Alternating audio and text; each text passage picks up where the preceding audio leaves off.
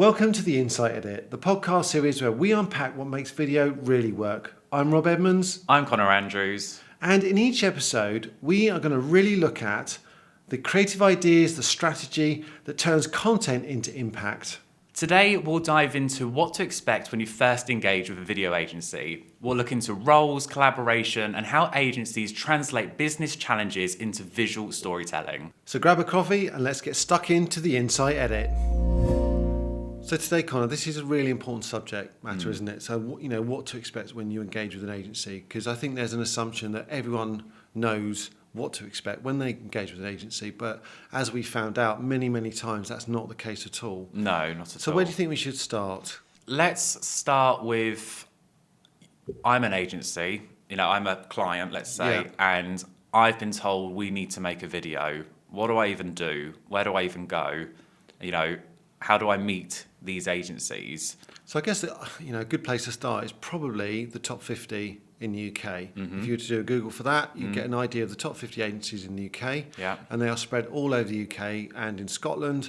So that's a really good place to start. And another good place to start is to have a look at your local agencies. So rather than perhaps some of the big London agencies, working with a local agency is sometimes a really good starting point. I think the thing to really understand here is working with an agency, it's a partnership. It's not a transaction. No. Because actually, if you work in partnership with agencies and trust takes time to build. I know that, especially especially when you're first engaging with an agency. So it's definitely a partnership, not a transaction. And I think if you understand that from the get-go, and agencies are the experts in creating video, creating content, and turning it into impact.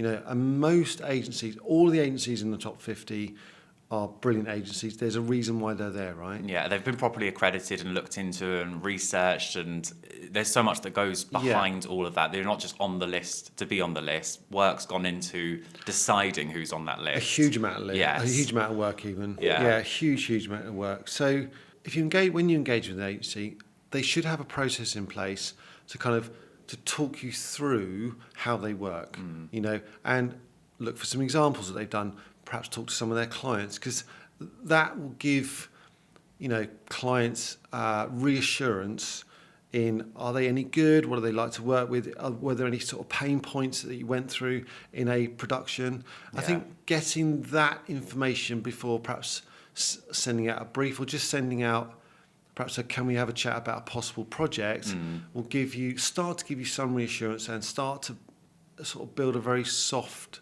trust, as I like to call it. Yeah, I think it's important to ask for, showcases of work, really have a look at their website. Do they align with you? Are they the right agency for you? Is it maybe that they specialize in content that's within your world? Is it a food sector, pharma sector?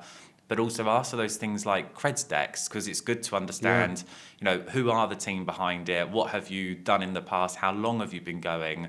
Because it all gives you that confidence, because you're going to have to also not just buy in yourself, but you're going to have to take this agency higher up and say, look, I want to start using this agency. Absolutely. I want to enroll them. So you also need to feel confident that this is the right agency for you. And some of that, I think some of that just, like we all do, in that first initial call that you have with them, whether it's video or face-to-face like we are today, there is you instantly have assumptions, don't you? It's a human thing to do that, so you instantly have some assumptions. The first thing you're thinking is, okay, well, I get these guys are really good at what they do because I've seen their footage and I've spoke to some of their clients. So clearly all their clients are long-standing clients, tick. But really, I think sometimes what it comes down to is, can I work with these people? From the get-go, are there any alarm bells that are ringing from that initial meeting? Yeah. People are really important, because going back to what you said earlier, is that it is a partnership, it's not a transaction, and you want these people to feel part of your team, not just someone, like you say, you outsource to. And maybe it starts that way, but as time goes on, we've got lots of clients where I feel like I know so much about their day in, day out, that it's almost as if I'm employed by them, but I'm not. And I think that creates a really great relationship that doesn't blur the lines between becoming too friendly or anything, but it does just help soften things when feedback's a bit awkward, but you kind of understand why. All those little things just help, I think, just branch out Yeah. that future relationship with a client. I think also, yeah, I mean, you talk about that kind of awkward moments. I think they're also important to establish at the beginning. How do you like feedback? Yeah. You know, how do you like to work? Because maybe not sometimes, but there is times, you know, especially with the kind of clients that we work with, where some of the video projects that we do for them, the design projects, animation projects, they are sort of side of desk, aren't they? They've got a lot going on in their day. So if we can reassure them that, you know, actually, if you leave that to us, we can get on with it, as long as you can, you know, hit the KPIs which we've laid out in the timeline, establishing that to start with just helps when, like you said, some of those slightly awkward feedback or, you know, maybe other people have got involved which wasn't established right at the very beginning. Yeah. Those kind of things where you can have those kind of frankly open conversations with clients, can't you? I think they're really, really important things. So I guess let's get into like logistics now. Like let's think like, because I feel like we've established just Absolutely. broadly talking, but let's get logistically into it. So like I'm an agency now and I actually want to make a video and I've found a selection of agencies. What happens next? Because I guess in our instance, and I'm just using us as an example, is, you know, we'll set up those calls, hopefully in person, but not always possible. But where possible, we will try to. And we'll first of all ask a lot of questions. A lot of questions. You know, prepare for all those questions. And I know And you some may of not. those some of those questions probably might be seen as really, really simple, but they're actually Yeah. really, really important. So It's good all to the kind of establish. simple questions that we ask are enormously important, because while they might come across as like, that's a really simple question, actually what it is it's clarity. What we are asking for is clarity. Yeah. Understanding those little things and the big things that to do with the project really count further down the line. Yeah, I think in our case, depending on, you know, how you're coming to us as an agency, would usually go one of two ways. You would either fill in something like a discovery document, which helps just put your thoughts onto paper quickly, sends it to us, and it gives us a chance to digest that before taking the conversation further. And if it's not that route, it is already going straight into that call with our agenda in place of, you know, questions like, why are you doing video now? What kind of video do you want? Animation, video, or do you not know? Yeah. Or should you be doing video at all? Absolutely. Is this the right project to actually do a video? Because sometimes we'll say to clients, look, this is not a video project. Like, don't do it as a video project. We can. This is an infographic. Yeah, an infographic.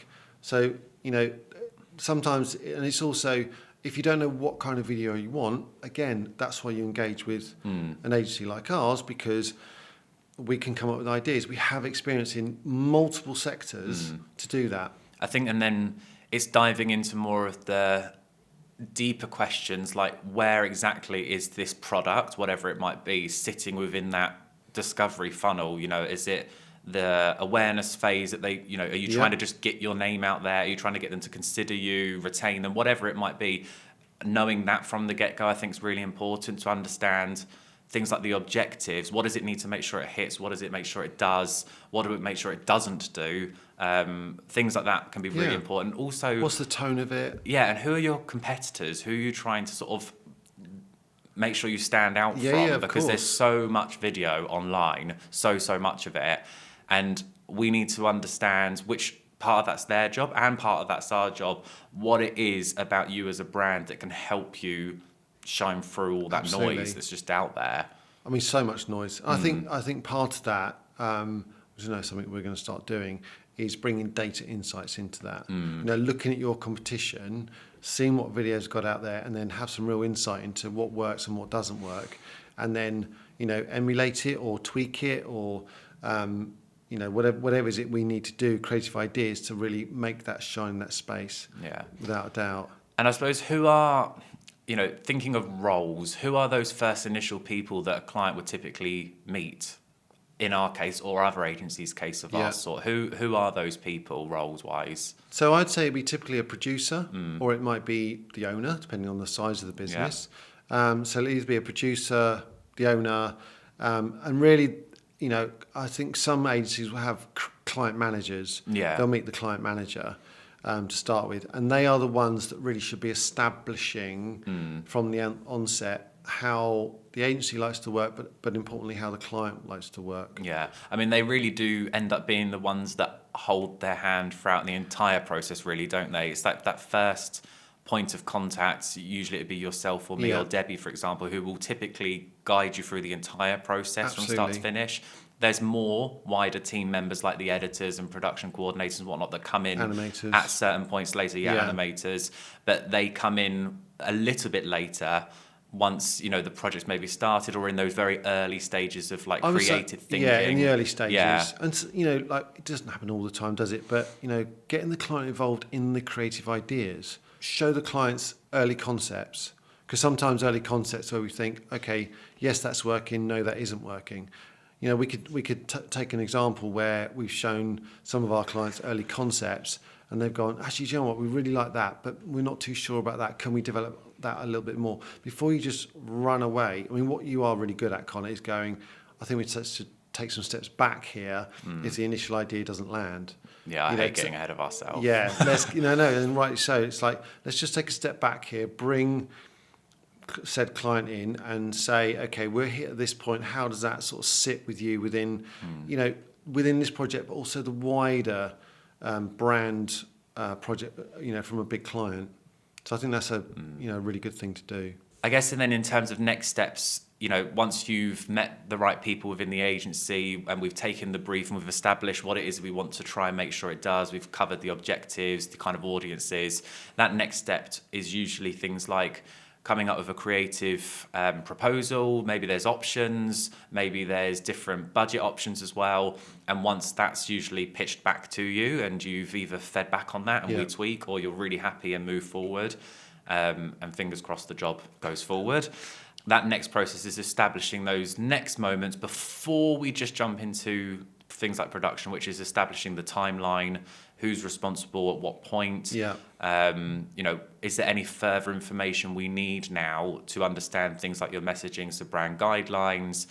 Maybe it's a document or a blog post that you're actually wanting to turn into a video. What do we need? How many key stakeholders there are? Because quite often, as we found, is that this person we are speaking to is kind of leading the project, isn't necessarily the person signing off the project or the budget holder. Usually never is that way around. Yeah, that's very true. There's usually always someone they've got to take it to at some point in that project process. So it's just establishing those things as well, which I think is really, really important. So from a kind of you talked about, let's go back a little bit, so the strategy element of this. And I think it's important to understand, which we've kind of talked about a little bit already, but understanding, are there key insights that they've already gone and found that they are looking to create? Do they have any examples of films they might have seen, or artwork or design that they might have seen that they want to include in the video? Do they already have messaging established? I think the other thing that's really important in shaping strategy and messaging and tone is things like focus groups, because it definitely helps, and it's definitely something that agencies do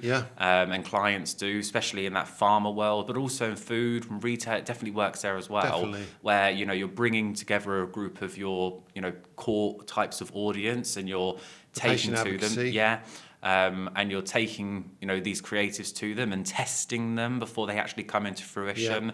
Revising, taking back again. Is this right? Does this land? Because things like that can help understand, things like questions that they may have or concerns or disbeliefs, and actually you're wanting to challenge that with the video and understanding that. And even in a food and retail work, would something like this look appealing to you? Yep. Yes, no. If it doesn't, why not? And tweaking that can be, if you've got the time and the budget, it's definitely something worth considering as part of that early process, I think. It just makes it more powerful, doesn't it? Totally. It makes the process more powerful because we can write scripts around that insight and bring that into a script for a film.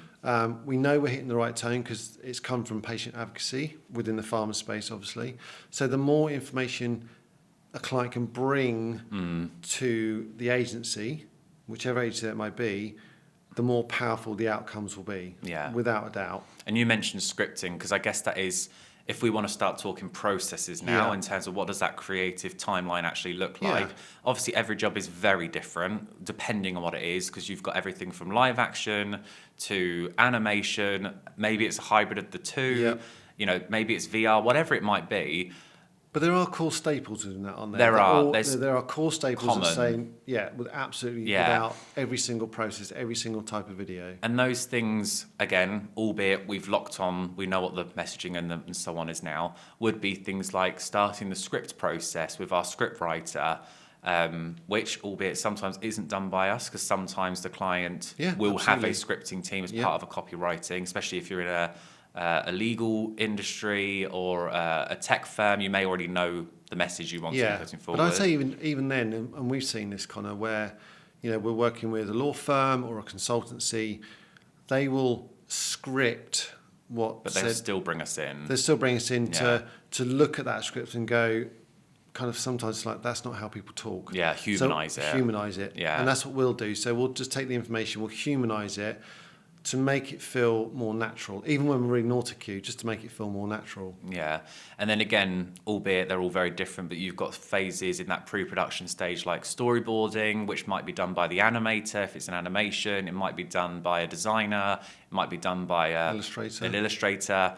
And then there's other steps like the shot lists and location recce's. There's a whole world actors. Actors. There's a whole world of pre-production, which could be its home and some again, in itself. I mean, that'll be another podcast, no doubt.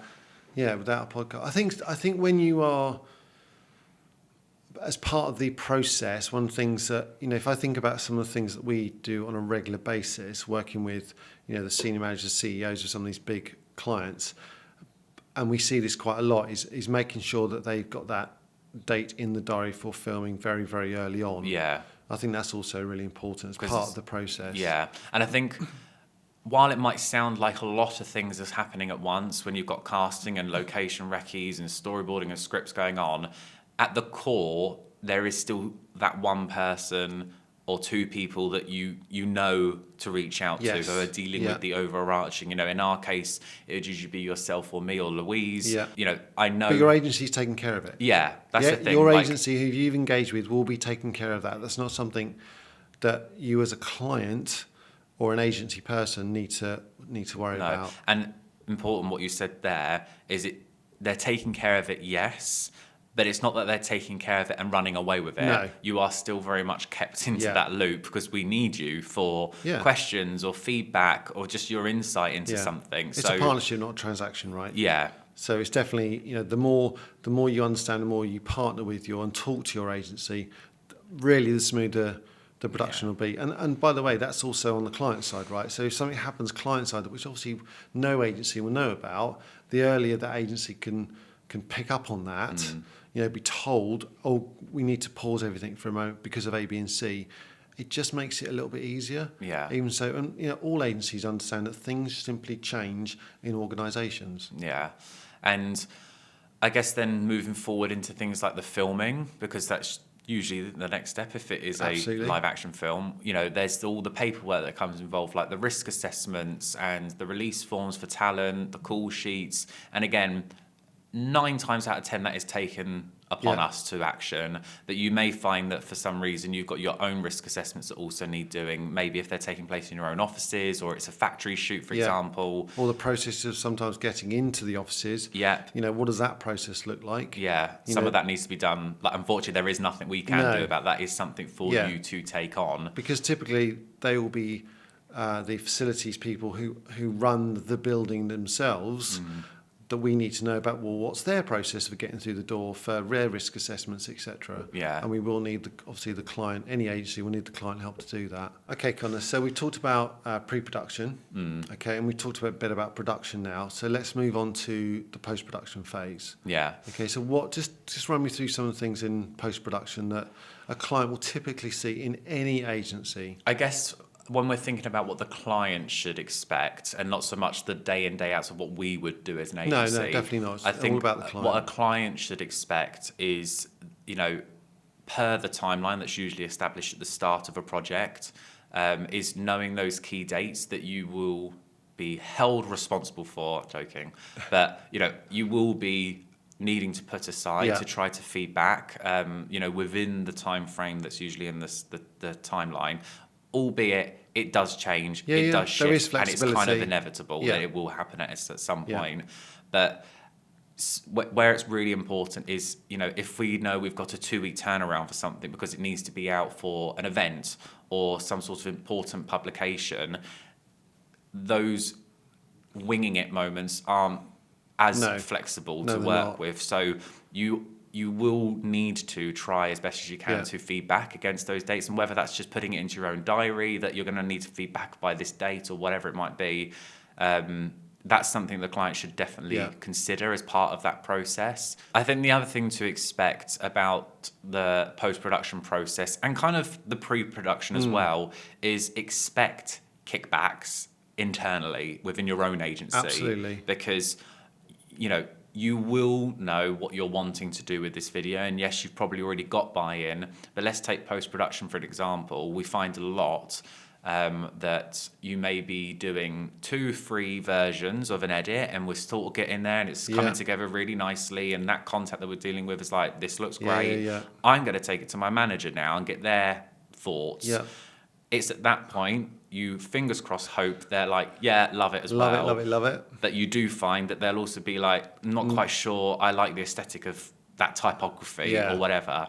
And Or I don't like the pace of the cut, or I don't like the fact that he said something that we can't say that because of legal reasons or whatever. And expect those kind of kickbacks internally. Absolutely. And expect, to build that time into the timeline for things like contingency, that moments like that will happen. I think especially when it's sort of off the cuff. So, these are a series of bullet points that the CEO, the manager, has been on camera and said, but tonally sometimes that can come across, even when everyone's going, no, great filming, everyone did brilliant, get it back into post-production. Like you said, that's when those nuances start to happen. Yeah, and even like in an animation world, just might be that, we've done 3 versions of an animation and that 4th version has finally gone to someone else in the agency to see, and they're like, I don't like the way that person walks. Yeah. I don't like the way that person's mouth moves when they talk. Even those little bits, because it will usually be that higher up person who will inevitably sign off the main film as a whole.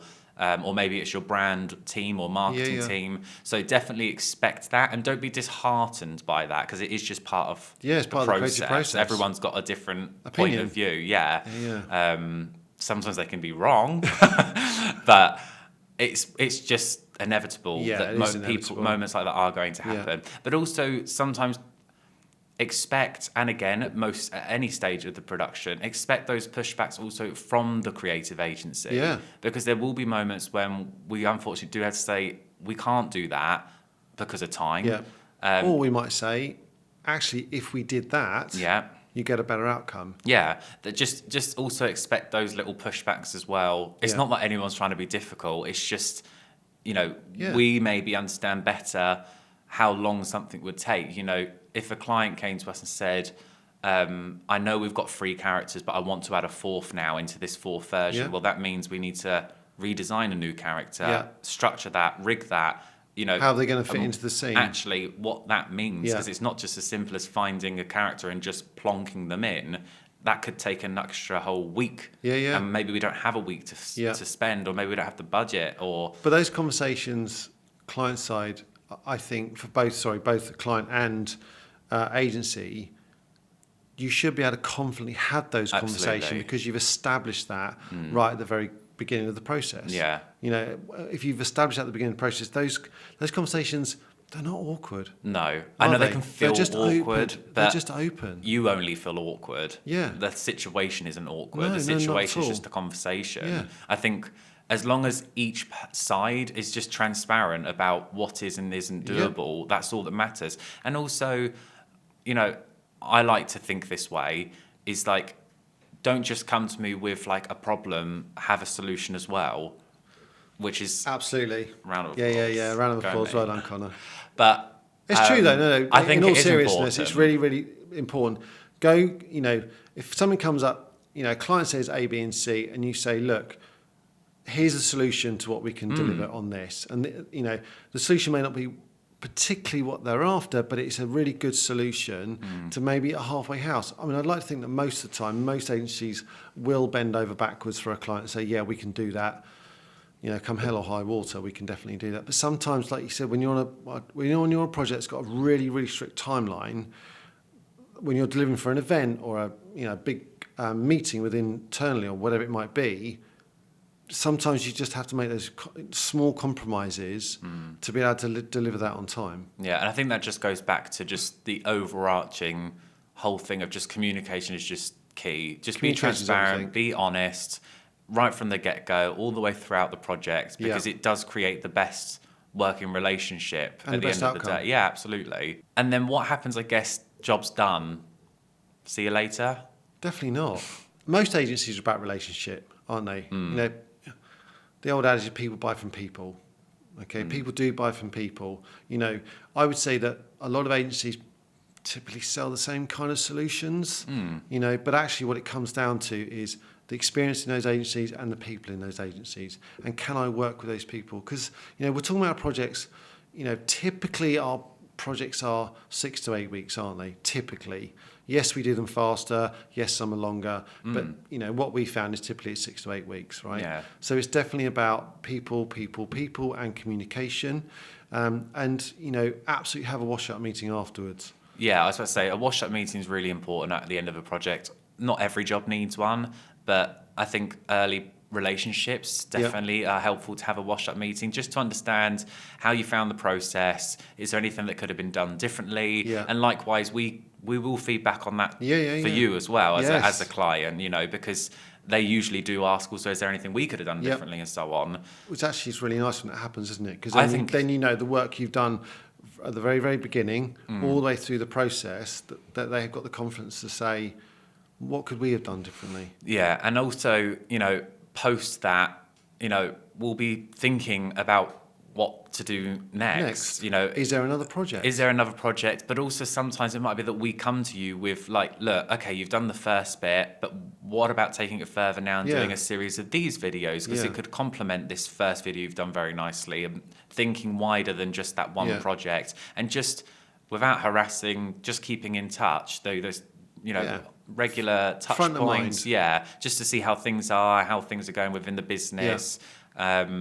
I think that's all really important. And that's usually where people like Deb comes in as well, just to keep those relationships just going and building. Because it's easy to forget. It's easy to forget that we were there or you were there, because there's so many other things you're trying to do within your working day, right? And it's only when video comes about last minute that you're like, I need to speak to an agency. But when we keep those touch points throughout, you can foresee those projects coming a little bit sooner, and therefore have that time to actually think about it. Yeah, because I think when you know, not agency side, but certainly client side, when they're in their day-to-day, they will, I've done this great project with this great agency, but now I've moved on to my next thing, my next 20, 30, 40, 50 things. So definitely agency side and, you know, sometimes client side, just those little touch points throughout the year, you know, every 3 months or something, to keep the front of mind, basically. And I think just to bring it full circle is that when that next job does come about, expect the same process all over again. It's not that we've done the first job, you know how we work now, we know how you work, let's just crack on. The same process still happens. You know, 9 times out of 10, there'll still be a proposal, there'll still be a timeline, there'll still be these things in place, because it's just what makes a good project impactful. And good outcomes. Okay, well, that brings us to the end of today's episode of The Insight Edit. I hope you enjoyed and that there was something you can take away that sparks a bit of inspiration for your next project. So follow us on all the usual social posts and let us know what you think about the podcast and what you would like to see in the podcast. The subjects that you think are really important to you, and we'll tackle them. It makes a real difference to making this podcast what our audience wants to hear from us. So thank you once again, and until next time, keep creating with purpose.